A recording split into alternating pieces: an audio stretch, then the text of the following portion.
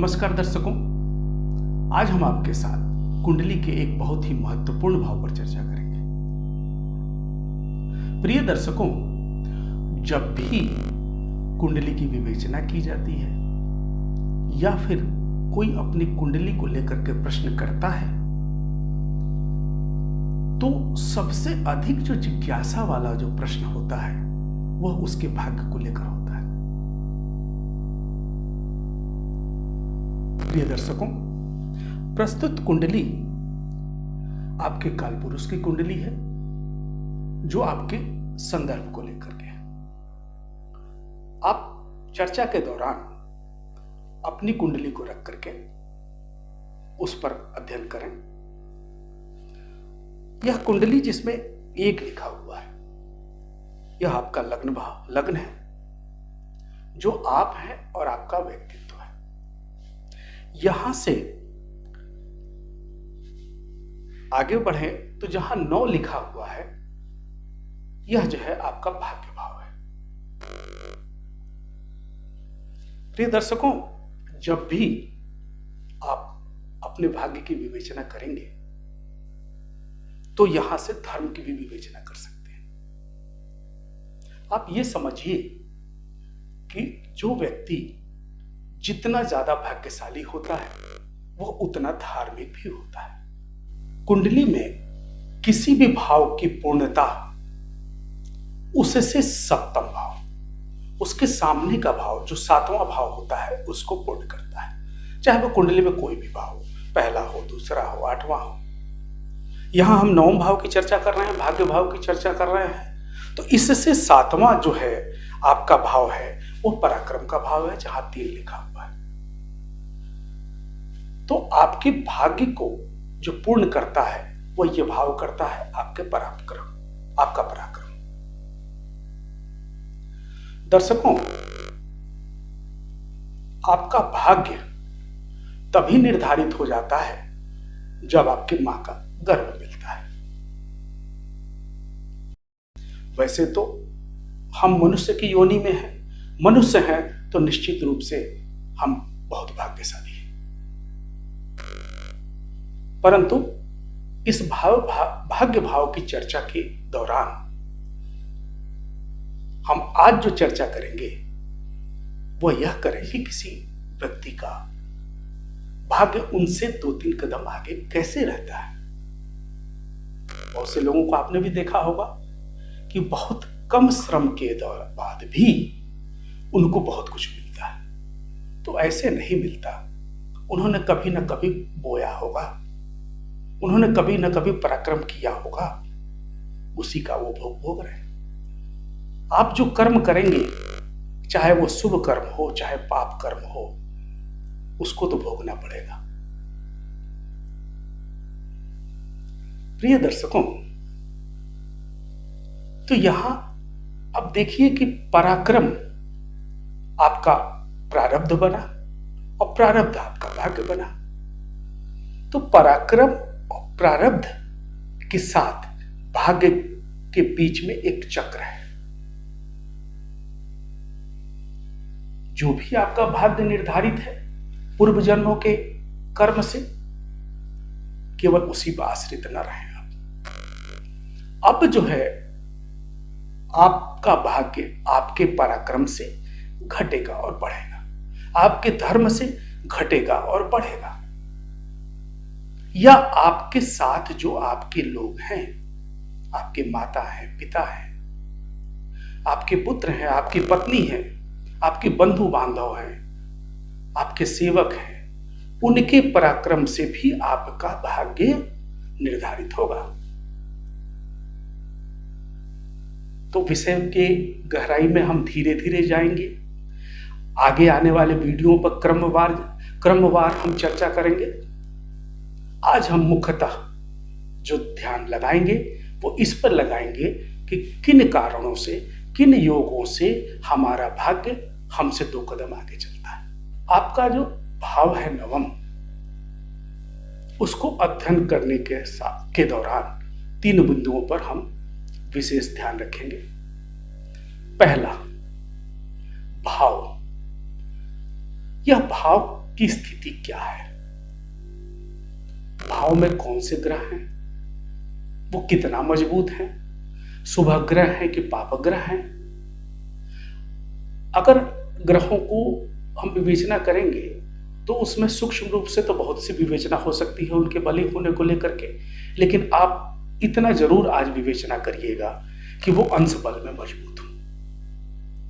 अंश बल में मजबूत हो अगर वो 12 से 18 डिग्री के बीच, 12 से 18 अंश के बीच हैं या उस पर उनकी दृष्टि पड़ रही है तो ये महत्वपूर्ण होगा। इसके बाद द्वितीय क्रम में हम जो है भावपति को देखेंगे, भावेश को देखेंगे, नवमेश को देखेंगे कि वो कहां पर है, कितने बली हैं, स्वगृह के हैं कि उच्च स्वगृही हैं कि उच्च राशि के हैं। इस पर विवेचना करें, इस पर अध्ययन करें और उनकी दृष्टि या युति नवम भाव के साथ किस तरह हो रही है, यह भी महत्वपूर्ण है। इसके साथ साथ तीसरे क्रम में जो बहुत ही मुख्य है वो है आपका कारक ग्रह। प्रिय दर्शकों, नवम भाव का कारक ग्रह गुरु है। वैसे तो गुरु आपके 5 ग्रहों के कारक ग्रह हैं, धन के कारक हैं, पराक्रम के कारक हैं, ज्ञान पुत्र भाव के कारक हैं, आपके एकादश लाभ भाव के कारक हैं। लेकिन यहां नवम भाव में गुरु बृहस्पति आपके अति विशिष्ट कारक है। तो जब भी आपका भाग्य आपसे 2 कदम आगे चलेगा तो उसमें सबसे मुख्य भूमिका आपके अति विशिष्ट कारक गुरु की होगी। दूसरा कारक ग्रह सूर्य है। तो सूर्य जो है आपके ग्रहों के राजा है। आपके अंदर ऊर्जा का जो संचरण करते हैं वो सूर्य है। आपको राजा से जो लाभ कराते हैं वो सूर्य है। इस पर अध्ययन करिए। हमने ये भी बताया आपको कि किन किन ग्रहों की दृष्टि पड़ रही है नवम भाव पर। अब दृष्टि कैसे पड़ रही है पिछले वीडियो में हम लोग चर्चा कर चुके हैं, लेकिन जो लोग नए हैं, जो हमारे दर्शक, उनको मैं बता देता हूं कि किस तरह से नवम भाव पर पड़ेगी। अब देखिए कि जो तीसरा भाव है पराक्रम का, यहां से सप्तम आपका नवम भाव है। तो सारे ग्रहों की दृष्टि, चाहे वो पाप ग्रह हो या शुभ ग्रह हो, सबकी पूर्ण दृष्टि यहां से पड़ेगी।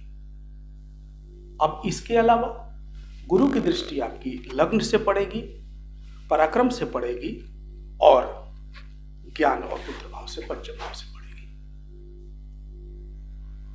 शनि की दृष्टि आपकी द्वादश स्थान से पड़ेगी, पराक्रम से पड़ेगी और आपके सप्तम भाव से पड़ेगी।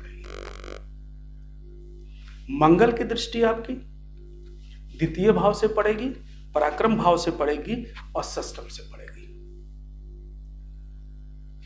साथ में राहु तो छाया ग्रह है, राहु केतु, लेकिन राहु की दृष्टि भी गुरु की भांति आपके लग्न से, पंचम से और पराक्रम भाव से पड़ेगी। तो दृष्टि बल का जब भी अध्ययन करें, इस सारे ग्रहों का अध्ययन कर लें, उससे आपको अपने भाग्य का मूल्यांकन करना आसान हो जाएगा।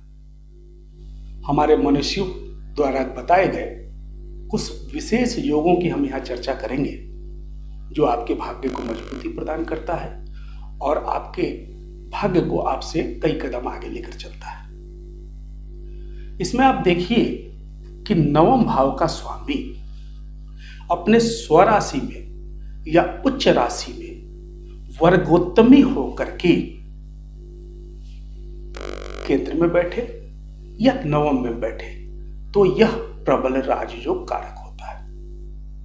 इसी तरह नवम भाव का स्वामी एकादशेष हो जाए या एकादशेष नवम भाव में आ जाए तो यह योग भी विशिष्ट का है। यदि आपका बलि चंद्रमा का तात्पर्य मेरा कि चंद्रमा स्व राशि में हो, उच्च राशि में हो, साथ ही पक्ष बल से मजबूत हो। शुक्ल पक्ष का चंद्रमा द्वादशी से लेकर के पूर्णिमा तक के बीच का हो तो यह प्रबल राजयोग कारक बन जाता है। यदि इसके साथ ही इस पर देवगुरु बृहस्पति की दृष्टि पड़ जाए, युति हो जाए, तो यह जो आपका भाग्य रूपी सोना है, यह आपके जीवन का सबसे मजबूत आधार बन जाएगा। नवम भाव में शुक्र बली होकर बैठा हो और उस पर गुरु की दृष्टि पड़ जाए। शुभ ग्रह की चर्चा के साथ साथ हम पापग्रह पर भी आए हैं। आपको मैं बताऊं कि पापग्रह भी नवम भाव में अच्छा फल देते हैं। यदि छठे, 8वें और 12वें भाव में आपके पापग्रह बैठे हों और नवम भाव पर गुरु की दृष्टि हो तो यह योग भी अति विशिष्ट कारक है। साथ ही नवम भाव और दसम भाव के स्वामी संयुक्त होकर के उच्च राशि में केंद्र में या त्रिकोण में बैठे हो तो यह कारण भी आपके भाग्य को 2 कदम आगे चलाने में सहायक रहेगा। प्रिय दर्शकों, हमारे मनीषियों द्वारा बताए हुए बहुत से ऐसे योग हैं जो आपके भाग्य को बहुत आगे रखेगा, परंतु आप अपनी कुंडली में सबसे अधिक अति विशिष्ट कारक गुरु को लेकर चलेंगे हमेशा। यदि गुरु बलवान है, एकादश भाव में बैठा है, पंचम भाव में बैठा है, धन भाव में किसी ग्रह के साथ बैठा है, केंद्र में बैठा है और वह जो है 9वें भाव से कहीं न कहीं संयुक्त हो रहा है, देख रहा, तो हमेशा आपका भाग्य आपसे 2 कदम आगे चलेगा। भाग्य भाव की चर्चा हम लोग करते रहेंगे। आने वाले वीडियो में हम ये भी देखेंगे कि बहुत बार ये होता है कि आपका भाग्य बहुत अधिक बढ़िया हुआ, आपकी प्रगति बहुत अच्छी हुई और अचानक से फिर आपका नीचे उतर गया, फिर ऊपर उठे, फिर नीचे उतर गया। ऐसा संघर्ष का दौर भी बहुत लोगों के साथ चलता है, उस पर हम अध्ययन करेंगे।